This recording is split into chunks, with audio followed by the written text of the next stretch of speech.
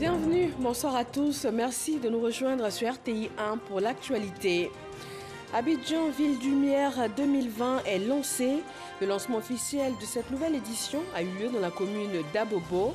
Le district d'Abidjan sera donc paré de lumière afin de donner aux fêtes de fin d'année un éclat particulier.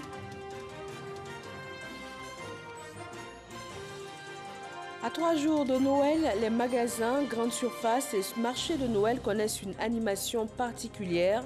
Ce sont les derniers jours pour dénicher des cadeaux qui feront plaisir aux enfants et aux proches.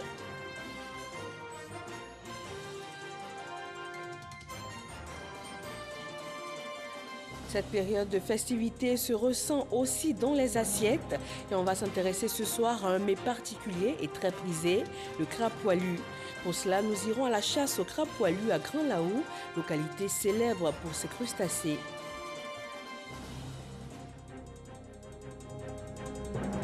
Et puis au Niger, élection couplée présidentielle et législative le 27 décembre prochain.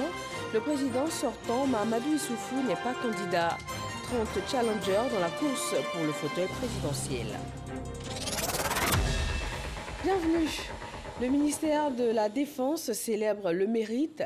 136 personnels des forces de défense de Côte d'Ivoire et de la Gendarmerie nationale ont été distingués pour leur dévouement au travail. Le Premier ministre, ministre de la Défense Ahmed Bakayoko, les a exhortés au travail et à la discipline. Abou Sanogo. L'édition 2020 de la fête patronale dénommée Saint-Ambroise du groupement ministériel des moyens généraux, célébrée en présence du Premier ministre, ministre de la Défense Ahmed Bakayoko, 136 personnels des forces armées de Côte d'Ivoire, de la gendarmerie nationale et les personnels civils du ministère de la Défense ont été distingués pour leur dévouement et leur exemplarité dans la manière de servir. Ainsi, ces 136 personnes ont été élevées respectivement au grade d'officier dans l'ordre national, chevalier de l'ordre national, officier de l'ordre du mérite ivoirien, chevalier de l'ordre du mérite ivoirien et d'autres ont reçu la médaille des forces armées. Les défis que nous aurons à relever sont nombreux et nous devrons faire preuve d'une grande force d'âme pour y parvenir. Sachez que nous nous montrerons dignes de cette médaille car nous considérons cet honneur comme un encouragement prodigué par les plus hautes autorités de l'État, en vue de persévérer dans nos efforts d'être utiles à notre pays. Le Premier ministre, ministre de la Défense Ahmed Bakayoko, a tenu à féliciter les récipiendaires et l'ensemble des forces armées de Côte d'Ivoire pour leur professionnalisme dans l'exécution de leur mission, non sans dresser un bilan de l'année 2020. Cette cérémonie me donne encore une fois l'occasion d'adresser mes félicitations au général des corps d'armée, Lansina Doumbia, et au général des divisions, Alexandre Apalo Touré. J'ai associé également l'inspecteur général de police, Youssouf Kouyaté, ainsi que l'ensemble des hommes et femmes placés sous leurs ordres pour tous les efforts consentis durant cette année 2020. Plus que jamais, nous devons redoubler d'efforts pour continuer de mériter la confiance de son Excellence le Président de la République, chef suprême des armées, ainsi que des populations qui ont décidé de vivre en paix sur le territoire ivoirien. Les défis sécuritaires n'ont pas changé. Nous devons donc rester vigilants et maintenir nos capacités opérationnelles intactes, voire renforcées. Cette année verra également l'élaboration d'une nouvelle loi de programmation militaire 2021-2025 à partir du bilan et des enseignements de la première loi.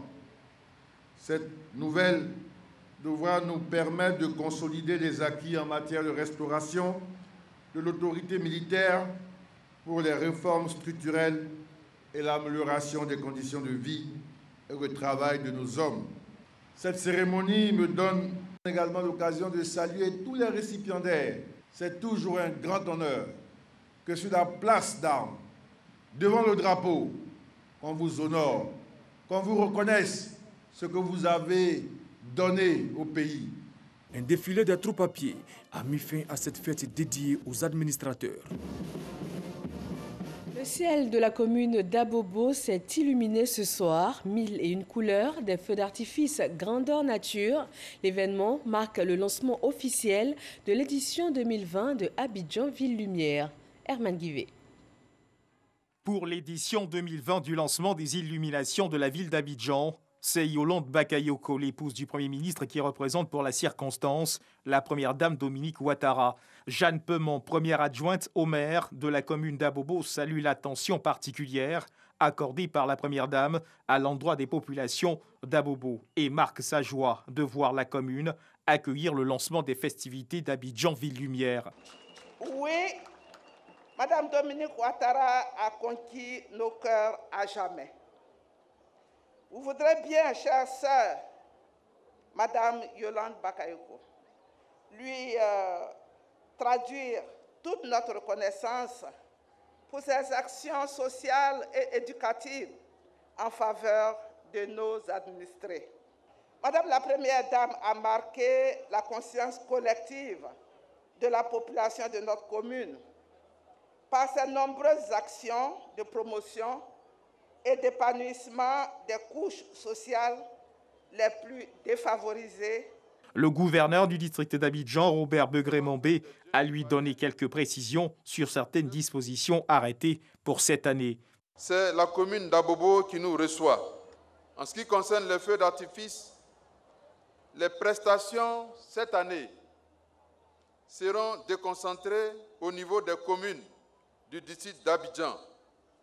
Chaque commune aura le choix du lieu de prestation tenant compte des conditions de sécurité maximale de prestation et des mesures barrières liées à la pandémie du Covid-19.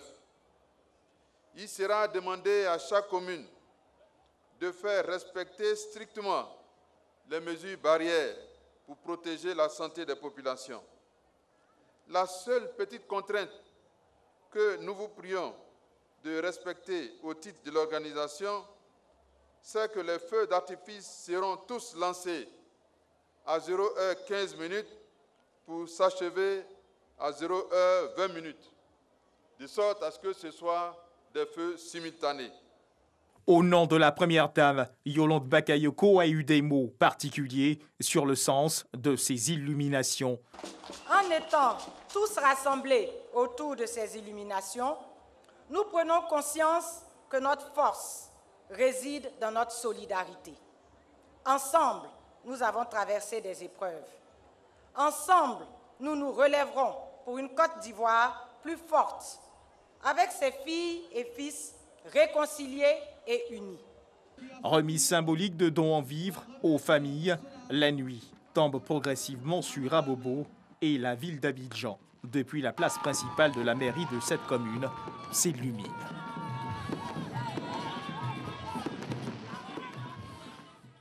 Et voilà qui donne au district d'Abidjan une allure bien festive à l'approche du réveillon de Noël et de la Saint-Sylvestre. Dans les magasins et grandes surfaces, ce climat de fête se ressent également. Ce sont les derniers moments pour dénicher le cadeau qui va faire plaisir. Grâce Kando. Koumassi. Dans ce magasin réputé pour la vente de jouets, c'est l'ambiance caractéristique de la période de Noël. Parents et enfants se bousculent entre les rayons. La famille Kamagaté est venue trouver le cadeau idéal. Nous sommes venus avec madame et les enfants, chercher les cadeaux pour les enfants. Tu as vu même qu'ils font leur choix, quoi. C'est la Noël, bien que nous soyons musulmans. Bon, voilà. C'est devenu une fête universelle pour tout le monde. Donc on est venu faire un peu les choix pour les satisfaire comme tous les autres enfants. La fête de Noël rime donc avec cadeaux. Des plus grands aux plus petits, tous prennent d'assaut les surfaces dédiées à la vente de jouets. À Adjamé, chaussées et magasins refusent du monde. Je suis venue faire l'achat de mes petits-enfants. Je vais leur réserver des gros cadeaux parce que Noël, c'est la fête des enfants. Donc, ça fait plaisir à nos enfants. J'ai 7 ans. Je veux que maman paye cadeau pour moi. Voiture. Et puis, je vais jouer avec mes amis. Je veux une voiture télécommandée. Pour ce responsable de magasin, des dispositions ont été prises pour le ravitaillement. Depuis le mois d'octobre, les conteneurs ont commencé à venir, ainsi de suite. Voilà. Tous les conteneurs ont commencé à venir. Donc, à partir du 15 novembre, comme ça, on a commencé à déjà employer nos différents magasins, puisqu'on a plusieurs magasins au niveau de l'Adjamé. Au niveau des clients, ça vient au compte-gouttes. Le mois de novembre, on n'a pas eu assez d'affluence, même début décembre, mais depuis le 15 là, ça commence à répondre un peu de plus belle. On ne se plaint pas, on arrive quand même à faire de bonnes affaires, à faire au moins le chiffre d'affaires qu'il faut. Choisir des cadeaux, une palette de possibilités est offerte. Si certains préfèrent les premiers choix, d'autres se tournent vers les secondes mains. L'année dernière, j'ai acheté le vélo de mon fils dans les magasins, mais ça n'a pas duré même. Donc, je suis venue acheter les friperies parce que c'est un vrai vélo, mais puis c'est durable. Les friperies, c'est ça qui est durable. Noël, moment également de partage en famille. Des courses sont faites dans ce sens. C'est le cas ici au marché de volailles de Trècheville. Pour faire plaisir aux enfants et à toute la famille, je suis venue voir pour acheter quelques poulets pour la fête. Comme j'ai l'un de mes petits-fils qui est né un 25 décembre, donc j'en profite en même temps pour son anniversaire, inviter ses amis tout autour à la maison pour faire la fête. Je compte prendre 2 poulets. Et on vient d'un premier temps se renseigner d'abord. Voilà, par rapport à ça, ils vont se préparer. On espère bien qu'ils vont venir en tout cas. Pour l'instant, on peut dire que la demande n'est pas trop forte pour le moment. Nous, on est prêt à servir le marché, il n'y a pas de problème. En termes de ravitaillement, on a pu avoir 2000 à 2500 têtes de volailles. Cette faible affluence se fait sentir aussi dans les salons de coiffure visités à quelques jours de la fête de Noël. La majorité des dames préfèrent les perruques. Donc elles viennent comme ça, elles appellent, elles font leur perruque, on finit de faire leur perruque, on confectionne, elles viennent chercher pour partir. Beaucoup de femmes ont perdu leurs cheveux, surtout la déventure des cheveux. Tout est parti, donc elles préfèrent porter les perruques. Là au moins ça protège les cheveux. Donc c'est ce qui fait qu'actuellement, c'est pas trop quoi. C'est pas trop ça. C'est plus les perruques qui marchent actuellement. Parce que les prestations en coiffure, chignon et autres. Je suis venue, on m'a fait une belle perruque, voici. Avec la perruque, c'est sharp, je ne perds pas trop le temps. Donc c'est pourquoi j'aime les perruques. Quand je dois attendre les tresses, il y a du monde, je dois attendre. Ça perd le temps. C'est pourquoi je préfère les perruques. Rien n'est négligé alors pour la fête de Noël. Côté esthétique, l'on s'active. Notre spécialité, ce sont les embellissements corporels. Voilà, tout ce qui va avec le corps, le bien-être et puis l'onglerie aussi. Nous sommes en train de faire un soin de visage éclat à notre cliente. Depuis 2 semaines, il y a de l'affluence. Voilà, ça va, on ne se plaint pas. Par rapport aux autres années, mais ça va quand même, ça va. J'ai choisi l'occasion de Noël pour pouvoir venir faire le soin, pour que le visage soit éclatant et avoir une belle peau pour la fête quand les invités vont venir au moins. Il faudrait que le visage soit beau, que les invités sentent une différence. À quelques jours de la fête de Noël, ambiance mitigée dans les endroits visités. N'empêche, chacun à son rythme fera de ce rendez-vous une belle fête. Une belle fête dont les sénateurs ivoiriens pourront profiter puisqu'ils sont en vacances.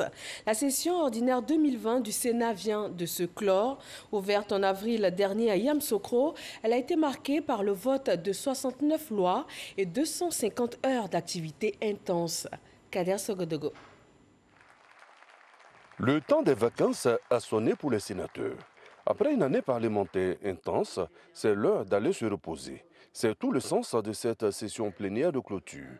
À la tribune, la vice-présidente Sarah Sako Fatiga. Cette année parlementaire, ouverte le 12 avril dernier, s'est tenue dans un contexte de pandémie avec la Covid-19. Par leur désir ardent de servir la patrie, dans leur engagement de contribuer efficacement à la construction d'une Côte d'Ivoire forte, les sénateurs ont su braver la maladie pour le vote des lois. 69 au total. 2 sessions extraordinaires, 250 heures de labeur. Au moment de clôturer la session 2020, les sénateurs ont tenu à rendre un vibrant hommage à un de leurs, le président Jano Aoussou-Kouadio, absent pour raison de santé. La présente séance est donc le lieu à adresser nos vives félicitations pour le rayonnement et le dynamisme qu'il a su insuffler à notre institution. Aujourd'hui, indéniablement, le Sénat a pris toute sa place dans le paysage institutionnel de notre pays. Au Sénat, ce sont les vœux avant l'heure. Appeler les populations à la cohésion sociale, au dialogue et à la paix. Comme cela a toujours été le cas dans notre pays, Souhaiter une bonne année pour tous les sénateurs et sénatrices de la République de Côte d'Ivoire. Souhaiter nos vœux de meilleures, de bonnes et heureuses années au président de la République surtout et aux membres du gouvernement. Nous avons eu une année parlementaire très chargée. Nous sommes heureux d'avoir fait du bon travail. Notre comportement devrait, vis-à-vis de nous-mêmes et des autres, prôner la paix pour que la paix règne en Côte d'Ivoire. Bien à vous, mesdames et messieurs les sénateurs, et bon repos. À bientôt pour la rentrée prévue le 12 avril 2021. On reste au Parlement, cette fois à la Chambre basse, où le directeur général du Conseil Café Cacao s'est exprimé devant les députés. La transformation du café et du cacao, la rémunération des planteurs, le mécanisme de fixation des prix et aussi le différentiel de revenus décent, récemment au centre d'une polémique avec des chocolatiers. Voilà les sujets qui ont été abordés à cette session d'information. Jean-Luc Bangbo. Séparer le bon grain de l'ivraie dans le flot d'informations nationales et internationales consacré à la filière cacao. Telle était la mission de Yves Brahima Koné, directeur général du Conseil Café Cacao, devant les députés ce jour à la faveur de cette session d'information. Nous sommes venus donc devant la représentation nationale pour donner l'éclairage nécessaire, de manière à ce que la vérité soit connue et que les députés soient bien informés du travail que nous faisons. Ce sont les députés qui représentent le peuple. Et nous sommes conscients que quand ils vont sur le terrain, il y a des questions qui seront posées. Mécanisme de fixation du prix du cacao, mais aussi la politique de rémunération des paysans à travers le différentiel de revenus décents, des sujets qui ont été expliqués en détail aux députés. Le différentiel du revenu décent, qui est de $400 par tonne, c'est un élément qui permet de corriger l'injustice qui est faite aux planteurs par le marché. Les députés n'ont pas fait mystère de leur soif de savoir sur le cacao. Au terme de 2 heures d'échange, ils se sont dit satisfaits des éclairages apportés par le régulateur de la filière. Le directeur général a répondu sans faux fuyant aux préoccupations des députés. Les députés sont désormais armés sur la fixation et le mécanisme de fixation des prix pour le cacao. Le Ghana et la Côte d'Ivoire pèsent 2/3 du cacao mondial. Ils se sont engagés à influencer les prix de l'or brun en vue d'une meilleure rémunération pour les producteurs. Pour la campagne 2020-2021, le prix du kilogramme a été fixé à 1000 francs CFA en Côte d'Ivoire, soit une augmentation de plus de 20%. On reste dans la filière cacao. L'Organisation internationale du cacao, ICCO, est dirigée par la Côte d'Ivoire pour une année. L'ambassadeur Ali Touré, représentant spécial de la Côte d'Ivoire auprès de l'ICCO, a présenté à la presse ses missions et aussi ses priorités. Mamadou Kouassi. La Côte d'Ivoire, premier producteur mondial du cacao, à l'honneur au sein de l'Organisation internationale du cacao, ICCO. Depuis septembre 2020, c'est l'Ivoirien Ali Touré qui préside cette organisation mondiale. Et pour sa première sortie depuis son élection à la tête de cette institution, Ali Touré a choisi Abidjan, siège de l'ICCO. Le nouveau président et le directeur exécutif ont échangé avec les journalistes. Ali Touré a saisi l'occasion pour présenter son plan de gouvernance. Plusieurs sujets ont été abordés au cours de cet échange, notamment les missions de l'ICCO et le revenu des producteurs. Un axe sur lequel Ali Touré veut mettre un accent particulier lors de sa gouvernance. C'est la première fois dans l'ICCO que le revenu du producteur devient un objectif principal dans un plan d'action stratégique.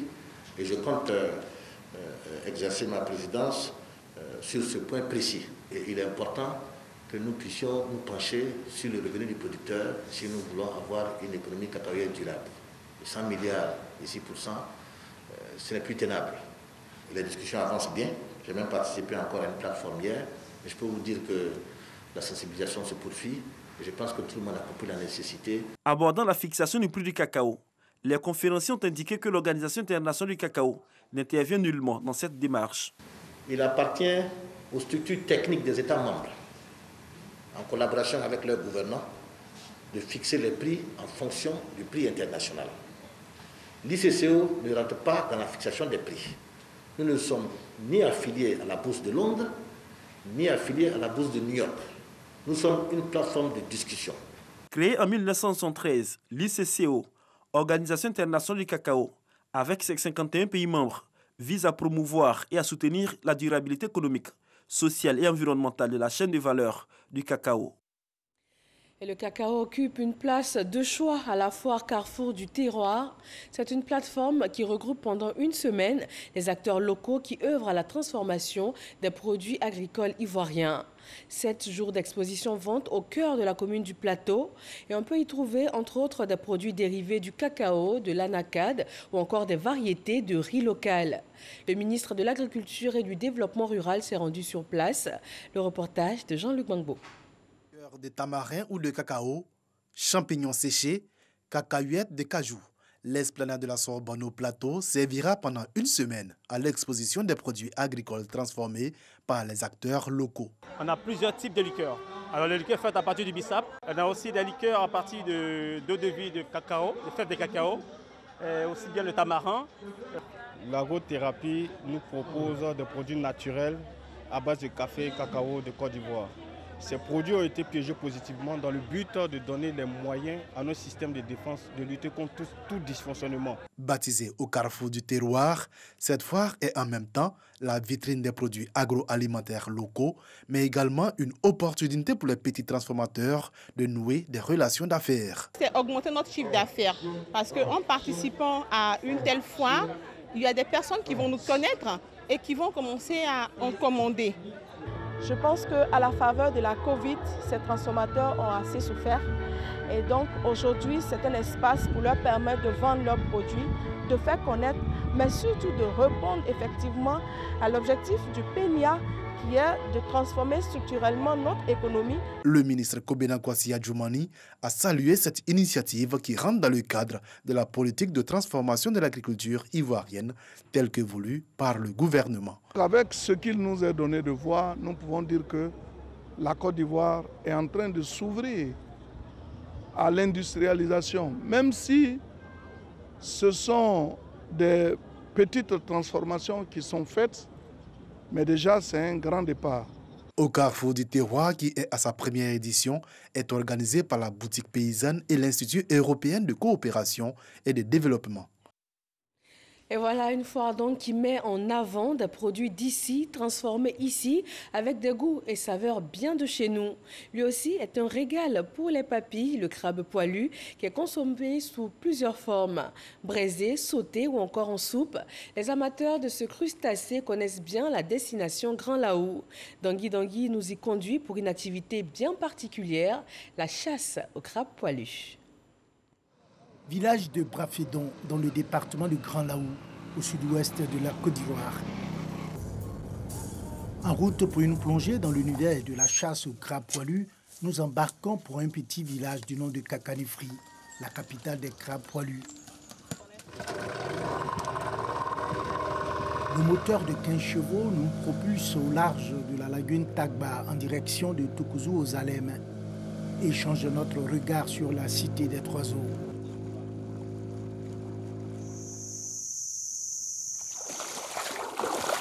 Les salades d'eau douce et les herbes ont pris la berge en otage, mais cachent mal le potentiel touristique de la localité qui crève l'œil partout où le regard se pose. Après une quinzaine de minutes de navigation, voici Kakanifri, où nous attend Agathe, avec qui nous irons à la chasse de crabes poilus. J'ai fait au moins 70 boîtes. Piège quoi. Piège, oui.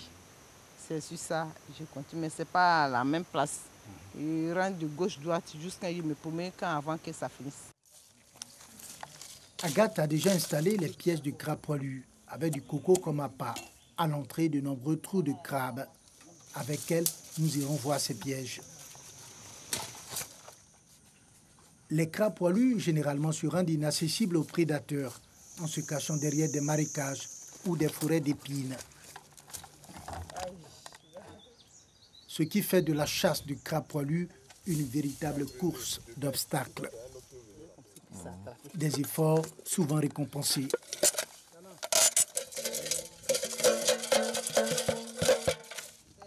Malgré les difficultés, Agathe adopte une attitude durable en jetant les petits crabes à l'intérieur de son piège. C'est petit, c'est trop petit. Le crabe là, il est trop petit. C'est trop petit. Donc on le laisse quelques 2 semaines après ou bien 1 mois après, ça grandit et puis on les attrape. En pleine forêt de ronces, nous rencontrons Elisabeth et son fils. Comme nous, ils sont également à la chasse de crabes poilus. On souffre. Alors, il y a un peu à baisser pour chercher là. C'est fatigue aussi. Et où on vient là, c'est trop long.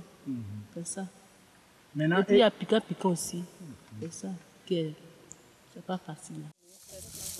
Agathe a aussi des pièges de crabes poilus faits avec du grillage et sont tout aussi efficaces que le dispositif fait avec des boîtes de tomates. Le dernier piège visité, nous retournons au village. Aussitôt arrivé au village de Kakanifri, Agathe remet son butin à Joseph pour attacher. Une autre étape avant la commercialisation est tout aussi difficile. Quand il t'attrape comme ça, quand tu tires, il peut te déchirer. Mais quand il t'attrape, ça là aussi, il peut te mordre. Mais ça là, quand il prend un petit peu de trapper là, il te fait mal pour dépasser ça là.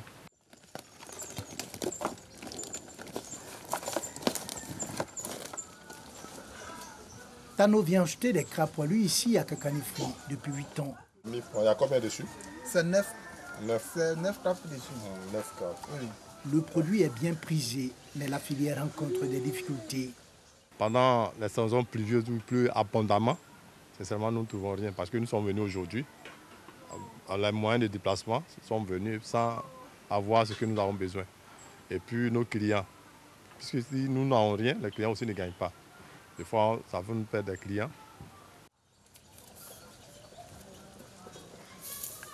Il faut sauver la filière du crabe poilu, selon Tano. Les gens demandent beaucoup parce que normalement, nous autres, le monde n'a pas encore les contacts vrais avec peut-être les grands restaurants, mais avec la population, surtout de Beaunois, parce que c'est eux qui en mangent beaucoup. Donc, ça peut nourrir son homme s'il y a une bonne clientèle. Avec la déforestation, les crabes poilus se font de plus en plus rares. Cela augmente le risque de voir les chasseurs de crabes poilus s'introduire dans le parc national d'Azagny, juste à côté. Merci à Dangui qui nous a fait vivre cette chasse aux crabes poilus.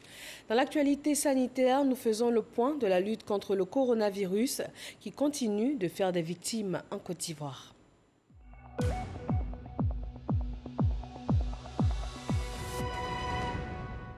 Ce mardi 22 décembre, le pays compte 10 nouveaux cas de Covid-19 sur 841 échantillons prélevés, 19 guéris et 0 décès, donc 21 942 cas confirmés depuis le début de l'épidémie dans le pays, avec 273 cas actifs ce jour. En plus de ce bilan quotidien, le ministère de la Santé et de l'Hygiène publique a fait aujourd'hui un point bi-hebdomadaire. Cette rencontre a aussi été l'occasion d'appeler à la prudence en cette période de fin d'année. Franck Quadio. 433 nouveaux cas de Covid-19 sur 18 720 prélèvements et 369 nouvelles guérisons portant le nombre de personnes guéries à 21 478. Ce sont les données cumulées de la quinzaine du 7 au 20 décembre 2020 relatives aux points sanitaires de la Covid-19. Le nombre de nouveaux cas de Covid-19 diagnostiqués a augmenté de 20,78%, soit une hausse de 86 cas par rapport à la quinzaine passée, était en dessous de 1%. L'évolution de la pandémie dans notre pays montre que celle-ci est sous contrôle malgré la relative augmentation des cas. Par ailleurs, près de 99% des personnes diagnostiquées Covid-19 positives sont déclarées guéries. Cependant, ces performances ne veulent pas nous faire baisser la garde. Le volet sécuritaire, 431 établissements ont été visités. S'il y a des points de satisfaction dans les restaurants et bars de la commune du Plateau, force est de constater Une réalité différente dans les maquis visités. Occasion pour le porte-parole de la police et le commissaire principal Bleu Charlemagne de sensibiliser, surtout que nous sommes en période de fin d'année. Tout en rappelant la mesure réglementaire d'interdiction de l'usage des pétards et autres substances explosives, recommandées à tous et à chacun. Invitons à cet effet tous les chefs des unités opérationnelles à veiller au strict respect des mesures susvisées, tant dans le transport public ou privé que dans les surfaces commerciales, les marchés. Rappelons qu'au total, 21 918 cas ont été diagnostiqués sur 24 495 prélèvements testés. L'actualité politique nous amène ce soir à Ndoussi, dans le sud de la Côte d'Ivoire. Le délégué départemental RHDP y a rencontré les militants du parti. Le point de l'élection présidentielle passée a été fait et la stratégie pour les futures échéances électorales abordée. Patricia Omouetia. Le délégué départemental du RHDP à Ndoussi-Gbolouville a remis aux militants de la localité des motos, des vélos, des tricycles et des vivres. Ces dons, en vivres et non-vivres, aux associations de jeunesse et des femmes, ainsi qu'aux chefs de communauté, font suite à la mobilisation des populations lors de l'élection présidentielle pour la victoire du candidat du RHDP. Je remercie fortement le RHDP pour ce geste magnanisme envers tous les chefs de communauté et en particulier le chef Baoulé et surtout le président Alassane Dramane Ouattara. C'est la première fois que cela arrive en Ndoussi. Qu'après des élections, on appelle les chefs de communauté pour leur dire merci et leur offrir un présent. Poucha Niaoré, délégué départemental, et Demba Pierre, coordonnateur régional du RHDP, cette fête de remerciement pour les militants du RHDP est une marque de reconnaissance et d'encouragement pour soutenir tous ces militants qui ont contribué à la victoire du président Alassane Ouattara. Nous sommes venus cet après-midi dire infiniment merci à tous ces militants du RHDP, mais à toutes ces populations qui ont accepté de porter leur choix sur Alassane Ouattara et surtout lui dire infiniment merci pour toutes ces actions de développement en Côte d'Ivoire, mais particulièrement en Ndoussi. C'est tout un symbole pour le développement de notre localité. Ndoussi-Gbolouville est devenu, avec les mutations politiques, un bastion du RHDP. Le département a contribué à la victoire du président Alassane Ouattara à 94% lors de la présidentielle du 31 octobre dernier. On termine au Niger. Le pays vote son président dimanche prochain. 30 candidatures ont été retenues par le Conseil constitutionnel. Qui sont les favoris? Pour le savoir, nous retrouvons sur place nos envoyés spéciaux, Adama Kéré et Sidonie Davila. Pour le scrutin présidentiel du 27 décembre prochain, plus de 7 millions d'électeurs nigériens auront le choix entre 30 candidats. Parmi ces différentes candidatures validées par le Conseil constitutionnel, Mohamed Bazoum, issu de l'ethnie minoritaire arabe au Niger, le dauphin du président sortant Mahamadou Issoufou est le candidat du Parti nigérien pour la démocratie et le socialisme, PNSD, parti au pouvoir. Ministre de l'Intérieur depuis avril 2016, Mohamed Bazoum a été plusieurs fois député et ministre des Affaires étrangères. Au Niger, il est considéré comme l'un des hommes les plus puissants depuis l'élection de Mahamadou Issoufou. Pour cette présidentielle, beaucoup de Nigériens le voient comme un des favoris. Un autre poids lourd, selon les citoyens nigériens, Seyni Oumarou, le président du mouvement nigérien pour la société du développement, MNSD Nassara, parti de l'ex-président Mahamadou Tandja, renversé par un putsch militaire en 2010. Au représentant du chef de l'État depuis 2016, poste qu'il s'apprête à quitter, Seyni Oumarou a été désigné candidat à l'élection présidentielle par son parti. À 70 ans, Seyni Oumarou, qui est à sa 3e tentative, espère créer la surprise cette fois-ci lors du scrutin présidentiel du 27 décembre prochain. Également dans la course au fauteuil présidentiel, Mahaman Ousmane. Il est une vieille figure de la politique nigérienne. En 1991, année de la conférence nationale et de l'ouverture au multipartisme, il fonde son parti. le Congrès démocratique et social CDS. 2 ans plus tard, il accède à la présidence. Le 27 janvier 1996, au terme de plusieurs mois de tensions sociales, il est renversé par un coup d'État.